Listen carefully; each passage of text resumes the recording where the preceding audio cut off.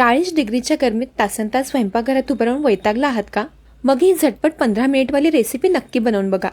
खायला टेस्टीही आणि हेल्दीही. तर काय करायचंय, कुकरमध्ये तेल घ्यायचंय. तेल गरम झालं की त्यात मोहरी, जिरे, तेजपत्ता, लवंग, मिरी व काजू घालायचे. हे खडे मसाले फ्राय झाले की बारीक चिरलेला कांदा घालायचाय. कांदा लालसर झाला की टोमॅटो घालायचाय. मग टोमॅटो थोडा शिजला की 1 चमचा अद्रक लसूण पेस्ट घालायची आहे. पेस्ट फ्राय झाली की सगळे व्हेजिटेबल घालायचे. व्हेजिटेबल्समध्ये हिरवे वाटाणे, गाजर, बटाटा, बीन्स असे सगळे व्हेजिटेबल्स घ्यायचेत. सगळे व्हेजिटेबल्स एकत्र करून घ्यायचेत आणि मग यात 2 हिरव्या मिरच्याही घालायच्यात.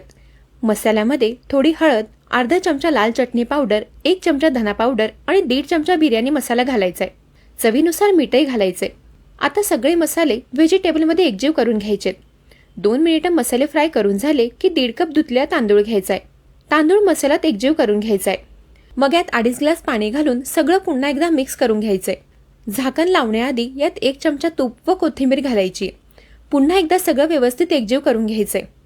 तुपामुळे मसाले भात छान मोकळा शिजतो, म्हणून तूप घालायला विसरू नका. आता पटकन कुकरचं झाकण लावून 4 शिट्ट्या काढून घ्यायच्या आहेत. अगदी 15 मिनिटात आपला झटपट मसाले भात तयार होतो. हा भात दिसायला जेवढा छान दिसतोय तेवढाच तो खायला अप्रतिम लागतो. मसाले भात मस्त कोशिंबीर व कैरीसोबत सर्व करायचा आणि पोटभर खायचा.